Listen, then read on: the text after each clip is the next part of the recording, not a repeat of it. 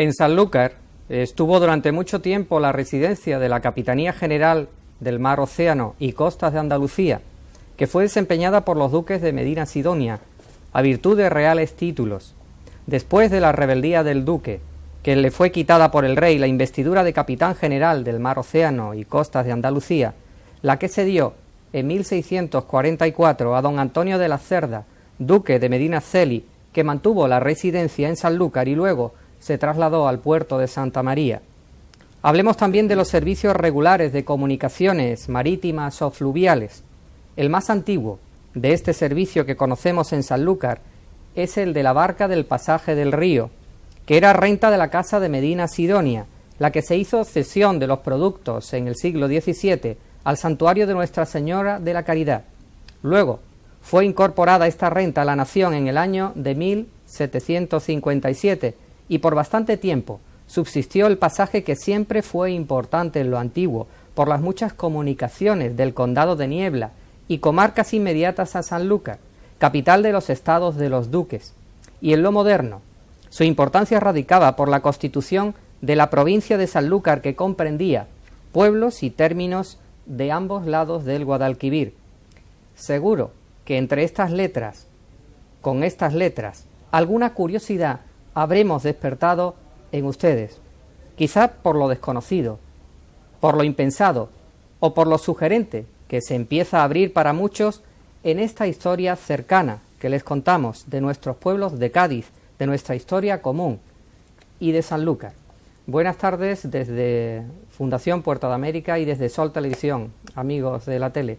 Estamos hoy con un invitado, créanme que les diga, muy especial para nosotros y que se llama Adolfo Aldana Torres. Don Adolfo, muy bienvenido a Sol Televisión y a Puerto de América. Muchísimas gracias. No sabes la alegría que es para mí, no solo poder colaborar con vuestra fundación, a la que tuve la oportunidad de descubrir hace 2 años cuando estuve contigo en Sanlúcar. En la carrera de caballos. En la carrera. Entre otras cosas. Y conocer lo maravillosa que está Sanlúcar, y más en esa época de agosto.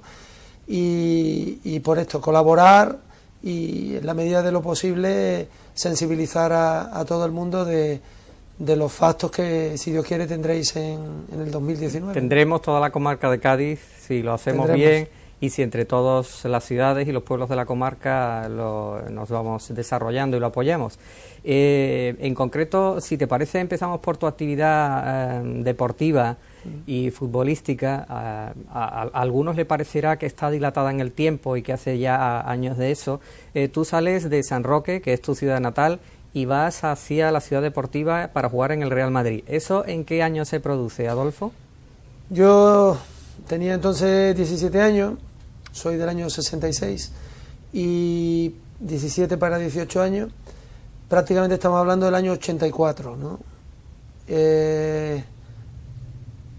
Salgo de San Roque y efectivamente llego al equipo en esos momentos que me correspondía. Ya antes juvenil eran 2 años, yo dejé de ser juvenil y llego al Madrid de tercera división.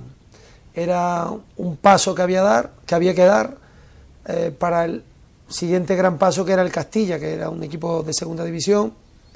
A ese Castilla prácticamente eran jugadores que destacaban mucho, y no era fácil pasar directamente del juvenil al Castilla, pero algunos jugadores sí lo hicieron, ¿no?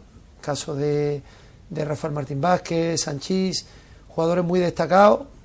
Incluso, bueno, Butragueño tuvo que estar un poquito en el tercera división. Y en mi caso, pues yo desde San Roque, que casi no había salido, y llego directamente a Madrid a ese equipo. Y ahí pues estoy poco más de una temporada, doy el salto al Castilla, y ahí estoy prácticamente 2 años en el Castilla. Y después, pues en el año 88, debuto en un partido inolvidable para mí, sobre todo, y obviamente para el madridismo también, donde ganamos al Barcelona en el 2 de enero del 88. Yo tenía entonces 21 años y a los 3 días cumplía 22. Se gana ese día y al final ganamos la tercera, a final de temporada, la tercera de las 5 ligas que ganamos con el ese es el partido donde coges el balón más o menos en el centro del campo, vas regateando, te plantas cerca del área pequeña y se le mete el gol al Barcelona. ¿Es ese partido? Yo creo que al que te refieres tú es mi penúltima temporada, mi 4ª temporada en el primer equipo, a la que he aludido. El día de mi debut es la primera y esta fue como 3 años después. Ajá. Ese año quizás de los 5 que estuve, los 3 primeros tuve la oportunidad de estar en el equipo que ganó las 3 últimas de las 5 ligas. El 4º año no fue el mejor, quedamos terceros y fue un año peor. Y en el último año mío fue la primera liga perdida, desgraciadamente, en Tenerife. Uh-huh. O sea que en 5 años pude hacerme con 4 títulos de liga, pero aquel Tenerife me privó a mí de ese último título y ya de ahí me fui. ¿Y ese año que debutas en el Real Madrid, qué jugadores había, Adolfo? Bueno, pues portero estaba Agustín, y Bullo y Agustín, Chendo, Sanchís, Michel, Butragueño, Hugo Sánchez, Milan Jankovic, Martín Vázquez, Solana, Julio Llorente, Paco Llorente, Tendillo, estaba Antonio Maceda. Gordillo todavía no había llegado ya. Gordillo. Sí. Es un ejercicio de memoria, me acuerdo de todos, pero éramos Poquito, siempre 21, 22 en plantilla. Una de las cosas que a mí me ha impresionado de las primeras veces que me enseñabas todas tus colecciones era en concreto las camisetas de todos los equipos con los que habías jugado en tu trayectoria deportiva, ¿no? Ese acopio de camisetas, de números, en los intercambios que soléis hacer en los partidos. Yo creo que eso verdaderamente tiene un contenido emocional muy importante para una trayectoria tan magnífica en lo deportivo como la tuya, ¿no? Hombre, depende del valor que le dé cada uno, ¿no? Yo soy poco fetichista. En aquellos años yo las guardaba por guardar, igual que empecé a guardar recortes míos cuando aparecía en la prensa o en un titular del diario AS o el Marca. Pero a los 3 o 4 años ya me cansé. Bueno, pero las tienes todavía. Las camisetas sí, pero si te digo dónde las tengo, en un casetón apartado de mi casa, en una bolsa grande allí arrumbada. Bueno, las he tenido allí, después ya mi mujer, en unos armarios que tenemos allí, las tiene bien colocaditas. Pero no las expongo, igual que no expongo tampoco en mi casa ninguna foto mía. No soy muy fetichista de recuerdo. Bueno, hay gente que le gusta en esos partidos del Real Madrid a los que no somos muy aficionados, pero nos llaman la atención ciertas cosas, cuando estás viendo los partidos, si algo no va bien, dicen los entendidos, los periodistas, seguro que en el intermedio se van a decir cosas muy serias y eso va a ser un revulsivo para que en la segunda parte todo el mundo salga con las pilas puestas. ¿Qué es lo que se dice en los descansos de un partido como un Madrid-Barcelona, Adolfo? Bueno, cada partido es distinto. Esos partidos Madrid-Barcelona no hay mucho que decir. No hay mucho que decir porque no necesitas una motivación extrínseca. Eso viene de dentro, del interior. Sí que es posible que las cosas no estén saliendo bien o que el otro equipo haya estado muy acertado, te hayan hecho un gol y haya que reestructurar algunas cosas, ¿no? El encargado en este caso es el entrenador, a no ser que haya jugadores con un peso muy importante, que no suele pasar, ¿no? Jugadores que tengan tanto peso para ellos tomar decisiones. Normalmente es el entrenador el que saca a un jugador, cambia a otro y sobre todo palabras de motivación. Yo creo que un momento dado, chicos, hay que centrarse, hay que hacer las cosas de otra manera, somos capaces, vamos a intentar hacer esto, lo otro, lo demás allá. Y yo creo que el propio parón ya viene bien meditar, ¿no? Para aclarar ideas. Sí. Esto es como en el tenis cuando está enrachado un jugador, pues a ver si le cortamos el ritmo, simplemente haciendo una cadencia en los saques, sí, y parando para parar la racha, para intentar de alguna manera romper. Esto yo creo que viene bien, ¿no? En fútbol no se dan los tiempos muertos como en otros deportes y hay que aprovechar los descansos. Pero bueno, milagros tampoco hay y después hay Lo que sí hay mucho misterio, ¿no? Pero al final yo creo que las cosas son más normales. En aquella época, Adolfo, en algún momento tanto Emilio Butragueño como Michel pudieron tener más fuerza que el entrenador en algunas decisiones deportivas. Hombre, deportiva no lo sé. Deportiva dentro de lo que era el propio terreno de juego, en un partido en sí, entiendo que igual no tantos, pero sí que tenían mucha ascendencia, mucha fuerza, algo sobre el entrenador por el carisma que tenía, igual que Messi actualmente. A nadie se le escapa que Messi ha tenido mucho que ver en la contratación de Neymar. No de Neymar, del entrenador, ¿no? Del argentino. Sí. Y en aquellos tiempos ellos sí tenían también mucha influencia en Ramón Mendoza. Ramón confiaba mucho en ese triunvirato que eran Butragueño, Sanchís y Michel, y muchas decisiones les consultaba. Oye, ¿qué pensáis? ¿Que esto? ¿Que lo otro? ¿Cómo veis? Y él se dejaba, entre comillas, asesorar, no digamos tanto influir, pero asesorar en estas tres personas que eran tres capitanes. De hecho, hubo cierto lío, enfado por parte de Chendo, que era oficialmente el jugador más antiguo en debutar, sí, más antiguo que estos tres jugadores, compañeros, y en cambio el presidente de entonces no lo tenía tan en cuenta como a los otros como tres, los otros. ¿no? Bueno, se decían que eran como sus niños, sus ojitos derechos, y alguna reacción hubo entre ellas que Chendo pues quiso dejar la capitanía. Se sentía un poco con el desplazado. herido en el amor propio, ¿no? Y en cuanto a la preparación física, ¿tú en algún momento pensaste que no se estaba entrenando con demasiada rigurosidad y que había demasiadas fotos o demasiadas intervenciones publicitarias y que a ti en concreto te merecía la pena entrenar por tu cuenta aparte de lo que se hacía en la ciudad deportiva? Hombre, yo considero, y más que en los tiempos de hoy, con un pensamiento mucho más sistémico, integrador, yo no creo en la preparación física fuera del contexto del propio juego, no creo exclusivamente en la técnica y en tantas otras cosas que se habla, con idea un poco de separar y de agregar, ¿no? Yo creo hoy, entiendo que todo está unido, que no tiene mucho sentido entrenar la preparación física fuera del propio sentido del propio juego, ¿no? Lo que sí es cierto que hay que entrenar, o se debería entrenar, como yo pienso, ¿no?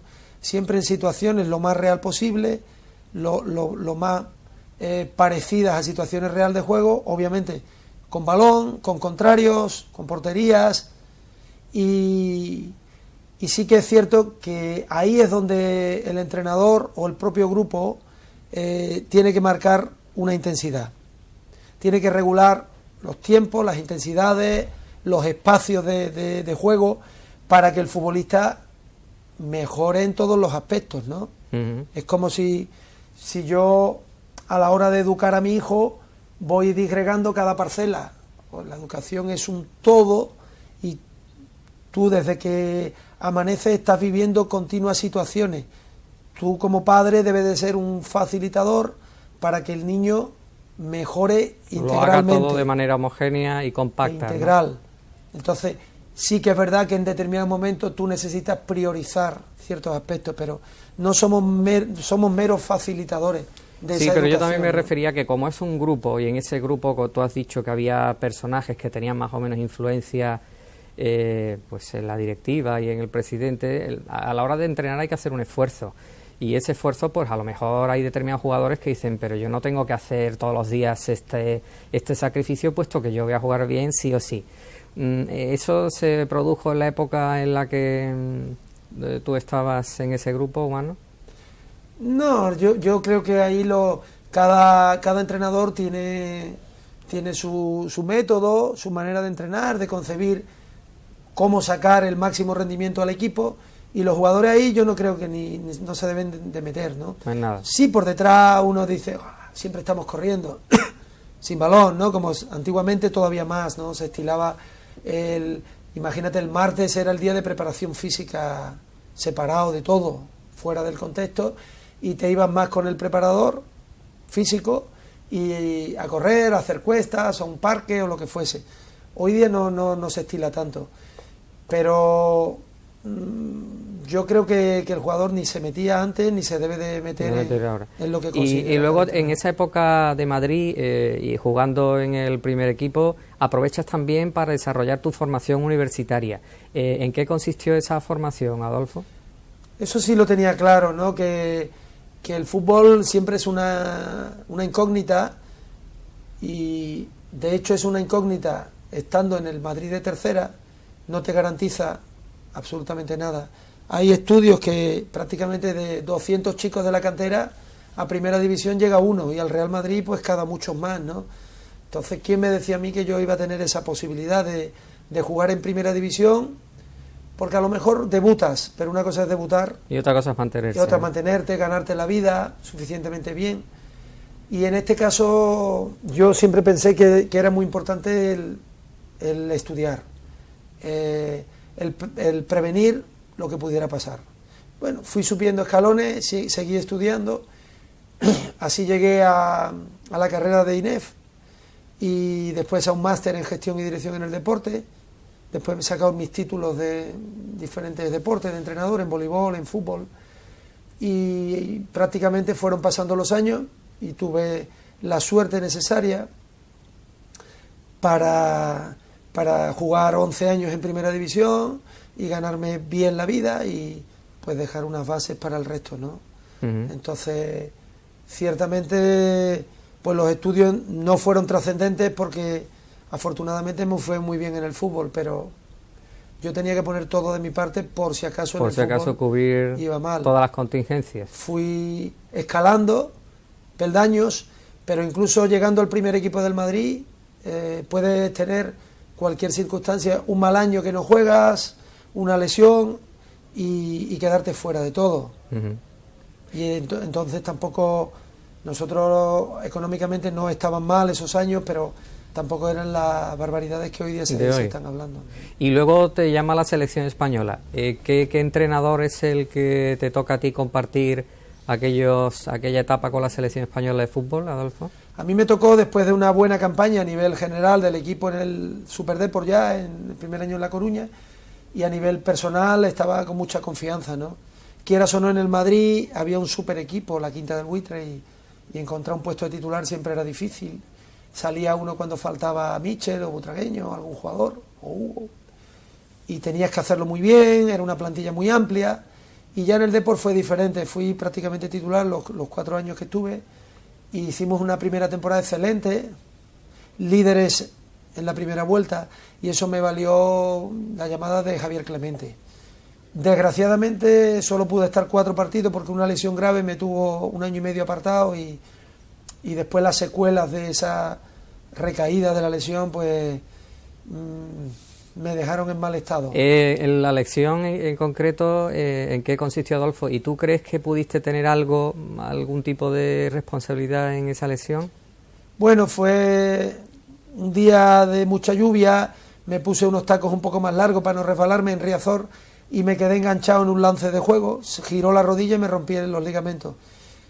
En la recuperación, pues la pena fue que entrené muy fuerte por querer ir al Mundial de Estados Unidos. Yo estaba haciendo internacional, quería debutar en enero, quizá me precipité y la rodilla empezó a inflamarse. Y en una segunda operación pillé una bacteria de quirófano, que me alargó 8 meses más la recuperación, hasta casi 1 año y medio. Volví a ser titular en el Depor, 2 años más, y después me fui al Español. Pero claro, ya quieras o no era lo mismo, ¿no? Ya los miedos, las inseguridades de la lesión, pierdes como el sitio, ¿no? Es como los toreros, y recuperar otra vez costó. De todas maneras, ¿tú crees que Camacho era el entrenador ideal para valorar a un jugador de extrema técnica o calidad como tú? ¿Era eso lo que a lo mejor buscaba ese entrenador o no? Gente de otro Camacho, tipo. Obviamente no te equivocas, ¿no? igual que Javier Clemente. Ellos tenían un perfil de jugador, de entender el juego, un juego eminentemente más directo, sin muchos riesgos atrás, un poco la antítesis de lo que vemos ahora en el Barcelona, ¿no? Ese juego combinativo de hacer mejor al compañero, de dar un pase en las mejores condiciones. Aquí lo que se trataba es que el balón estuviera lo menos posible en tu área y lo más posible. Y tirar para adelante. Y obviamente mi educación, tanto en el Real Madrid, los 5 años, como los 4 en La Coruña, era un juego más combinativo. Tocar mucho el balón. Y claro, esos años en el Español, pues obviamente no fueron muy de tu gusto, ¿no? No fueron bien, volví a tener otra lesión, en una fractura de un dedo del pie, y entre eso pues fue unos años no tan buenos. Y luego está la parte familiar, es decir, los jugadores pues hacéis más piña con unos que con otros, y las novias, las mujeres, las familias también van enganchando más unas con otras. ¿Cómo terminas haciendo tu vida de ocio familiar en el Real Madrid y en el Depor? Es decir, con las familias en el Real Madrid y con las familias en el Deportivo.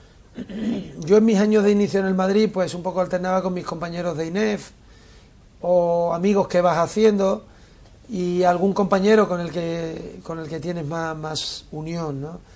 En ese caso unos son más hogareños, siempre van solo con la mujer, y bueno, yo tenía los más jóvenes, los de mi época en el Madrid, y por ejemplo en La Coruña el primer año salía mucho con Mauro Silva, los dos habíamos llegado juntos, edades muy parecidas, y posteriormente en La Coruña yo ya tenía otros amigos fuera del fútbol también.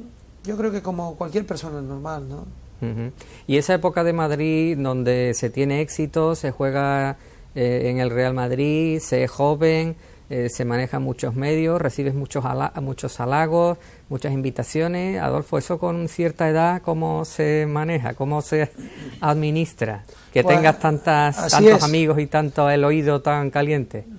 Así es, terminas de entrenar, entonces muchos aficionados, porque ahora no dejan gente allí, a la ciudad deportiva, no dejan ni pasar aficionados.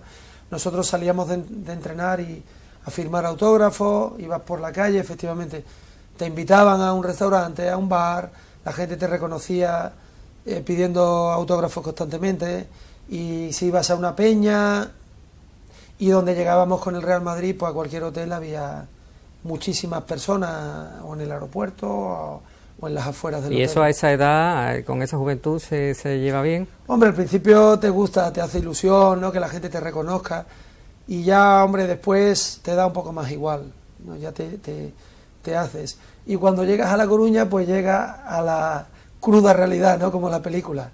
Ya el equipo, lo que es un Depor, no tiene la trascendencia del Real Madrid. En La Coruña igual sí, la gente por las calles pues te saluda, te reconoce y te valora. Pero fuera ya de La Coruña, en los hoteles ya no iba nadie prácticamente a verte.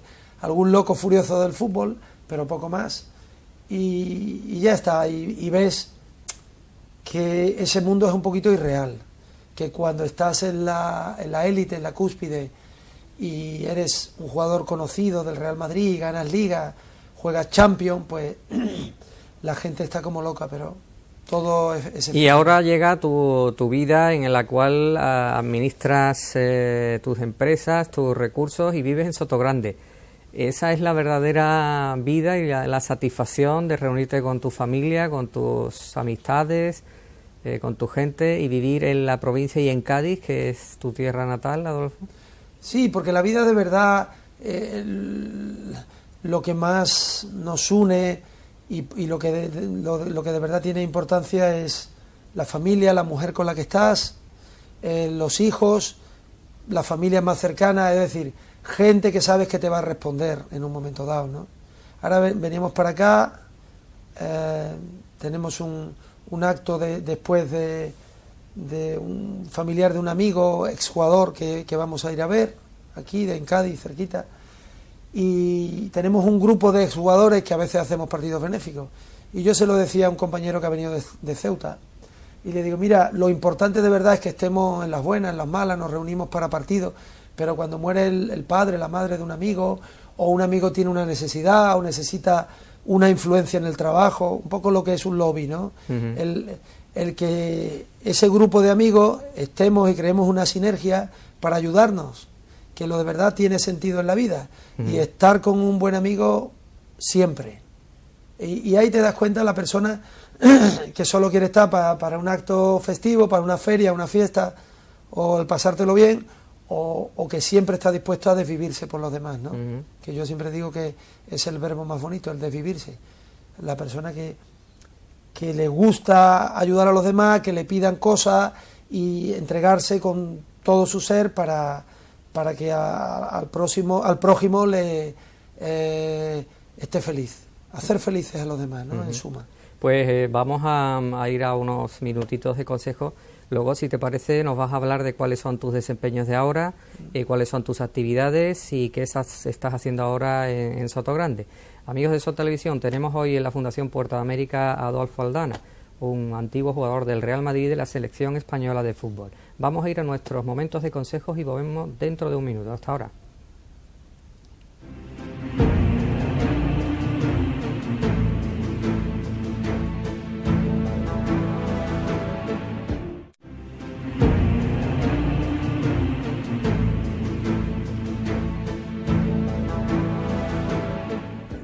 La Plaza del Cabildo, antiguamente y hasta el siglo XVII, formaba un solo salón con la Plaza de San Roque, y fue desde la primera mitad de dicho siglo no solo la más importante de la Plaza de la Ribera, sino aún de la ciudad, por tratarse en ella de las fiestas de toros y demás regocijos que siempre se habían celebrado en la de arriba. A principios del siglo XVI no había en el referido espacio, o más probablemente en lo que hoy es Plaza de San Roque, sino una anchurosa entrada desde la orilla que constituía paso para el comercio que tenía su sede en los alrededores de la Alcaicería. Comenzaba este paso al pie de la calle Bretones y llegaba hasta cerca del baluarte del Miradero. Después se fue edificando intensamente en esta explanada, formándose la que se llamó Plaza de la Ribera y después Plaza de Abajo. En 1594 se acordó empedrar muchas calles de la Ribera. Así consta que la plaza costó 7.000 reales y 20 maravedises, y las calles Jardín, Cuesta, Luis de Almonte y partes de la de Bretones importaron en total 155.000 maravedises. Tomen estos pequeños datos sencillos, introductorios, como especie de aperitivo, de sugerente entrante hacia esta historia que le debemos ir desmenuzando y desbrozando, porque desde aquí, desde la Fundación Puerta de América, pensamos que la sutil música de estas letras, la simplificación de las ideas y la diaria lectura de nuestra historia nos acercará cada vez más a esta realidad histórica de este bello patrimonio nuestro que nos rodea. Amigos de Sol Televisión, seguimos con nuestro buen amigo Adolfo Aldana Torres y Adolfo, estábamos ya hablando que podíamos introducirnos en cuál es la actividad que desarrollas ahora en Sotogrande y en Málaga y en la provincia de Cádiz. Sí, básicamente transcurre mi vida a nivel laboral principalmente sigo relacionado con el deporte. Por las mañanas estoy de profesor en un TAFAD, un ciclo formativo superior en Algeciras, impartiendo 9 deportes diferentes a los 2 grupos de primero y segundo de TAFAD, con lo cual estoy entretenido. Y en julio en Marbella hacemos un campus de fútbol. Yo creo que somos de los más antiguos de Cádiz, ahora mismo, de Cádiz y casi de Andalucía. Llevamos 10 años y la verdad que muy bien. En instalaciones tenemos unas instalaciones en Marbella, que es un centro de alto rendimiento profesional con campos de césped natural, donde vienen los mejores equipos ahora en enero. Nosotros lo usamos en julio y tratamos de que más de la mitad de los entrenadores hayan sido futbolistas profesionales. La verdad que es una aceptación grandísima. ¿Y eso todos los años en el mes de julio? Todos los años en julio y básicamente eso es lo que más, ¿no? Independientemente de algún partidillo con la selección andaluza, que estoy de seleccionador absoluto del equipo andaluz. Hemos jugado hace poco para conmemorar los 100 años de la Federación Madrileña. Se jugó en Madrid el 7 de junio y bueno, se ganó ese partido con Andalucía. Porque ahora que has dicho tu actividad como seleccionador de Andalucía, Pero en realidad la actividad como entrenador de Primera División, ¿eso te sigue interesando? ¿Puede que alguna vez veamos a Adolfo Aldana como entrenador de algún equipo profesional de la Liga Española? Nunca me llamó la atención, de verdad, porque es bonito el día a día, pero también tiene su parte incómoda, su parte de sacrificio. Principalmente el entrenador está muy solo, recibe todas las críticas del mundo, muchas veces estás itinerante de un lado para otro, claro. Y si buscas una estabilidad con la familia, con los hijos... Te la rompen, ¿no?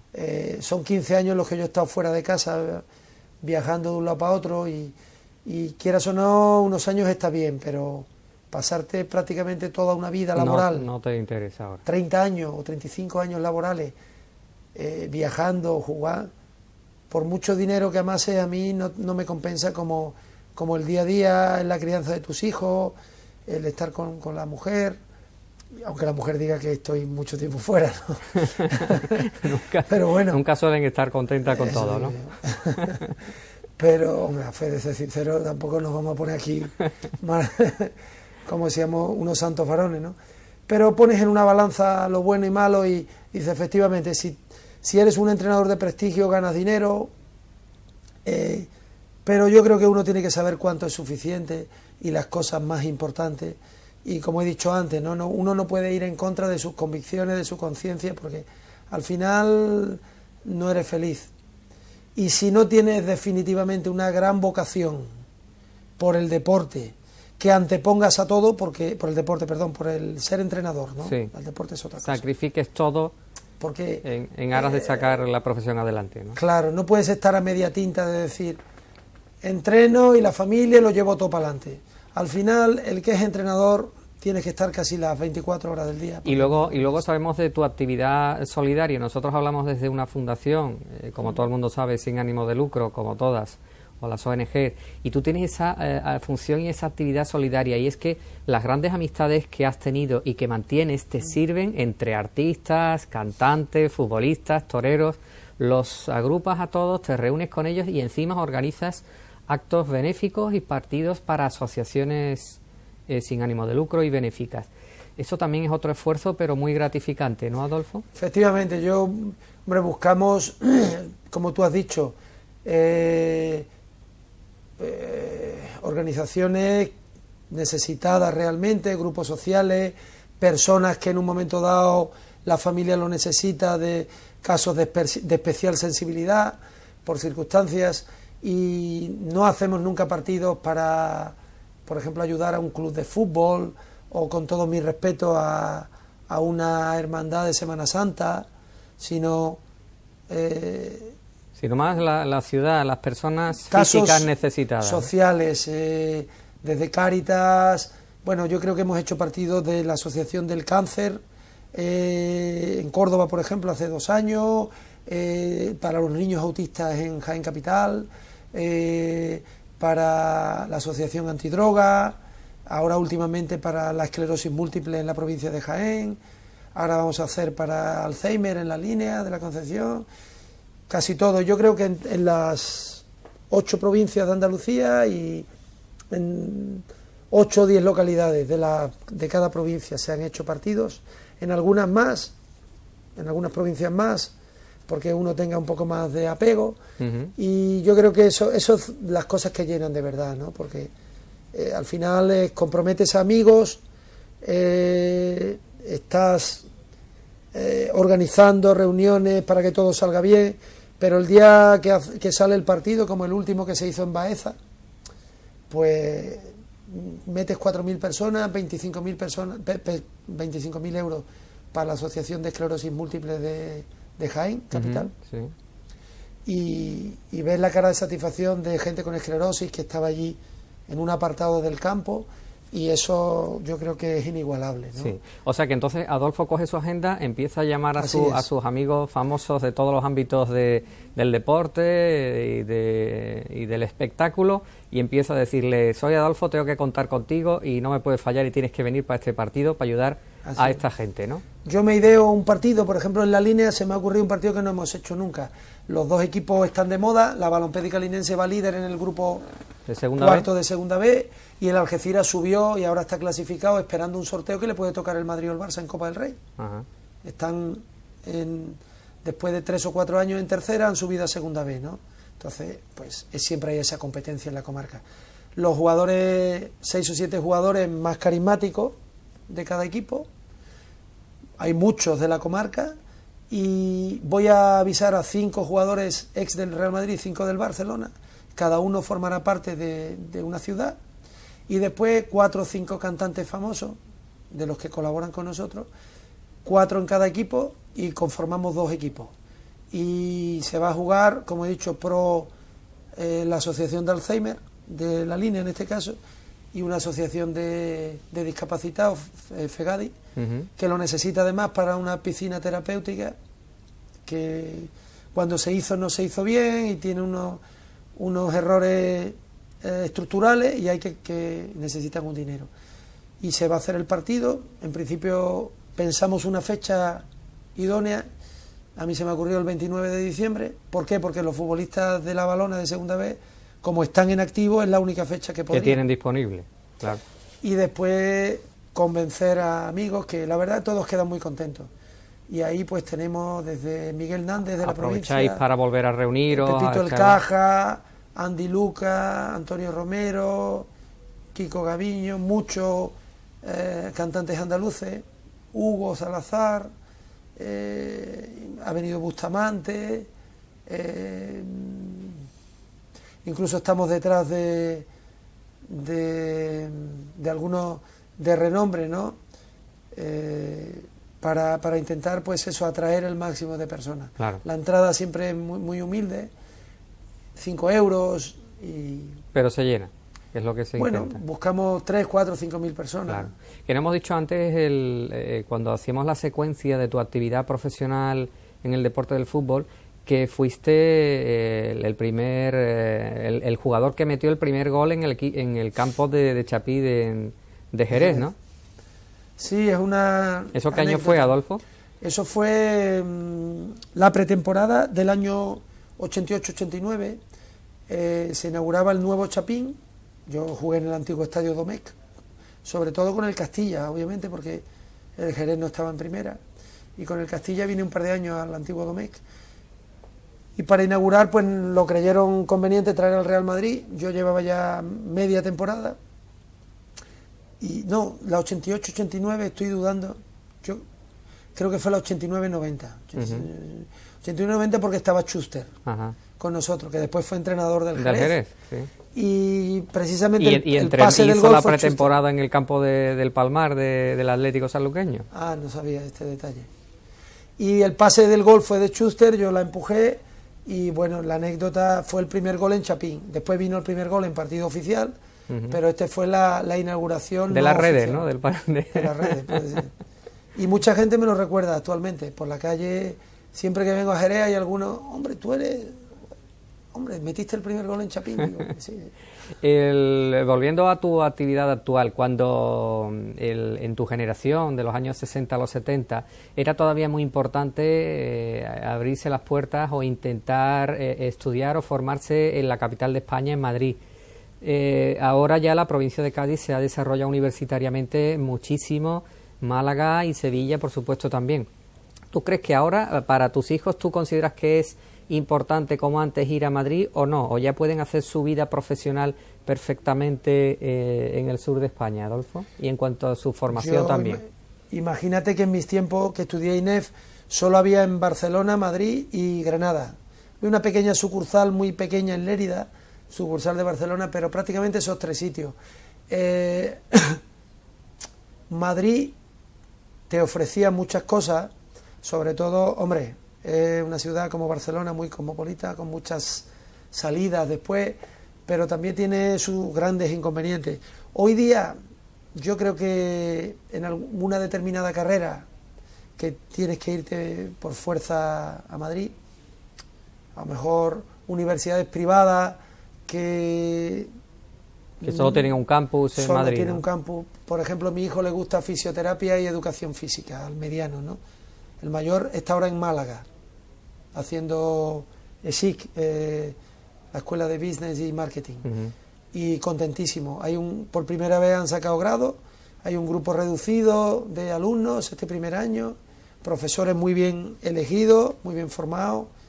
Pues, ¿por qué te tienes que ir a Madrid a ESIC si la tienes en Málaga más cerca, ¿no? Y el chico está contentísimo. El segundo, conseguir una nota en fisioterapia hoy día que está en 12 y pico, es casi para superdotados, ¿no? Él quiere hacer la doble titulación, pues seguramente igual tenga que ir a Madrid. Mucha gente no puede, desgraciadamente, por motivos económicos, y si se puede y se puede hacer el esfuerzo, pues hay que intentar hacerlo. En este caso, buscar lo mejor para los hijos, la mejor formación. Yo creo que muchas veces es el dinero mejor invertido, ¿no? Hoy día el hecho de que el niño tenga un idioma, mi hijo mayor, por ejemplo, él prácticamente sin salir nunca de España habla casi inglés mejor que español, ¿no? El hecho de vivir en una urbanización como Sotogrande, de interrelacionarse con chicos anglosajones, pues le ha ayudado mucho al idioma. Él estudió en colegios españoles prácticamente siempre, pero habla muy bien, y ha terminado bachiller en Algeciras, en un colegio, y se ha marchado 2 años a Alemania. Él pidió irse y ha aprendido alemán perfecto, y ahora ha empezado con 20 años la universidad. Pero bueno, tiene 3 idiomas. Yo creo que el hecho de salir fuera es muy importante también.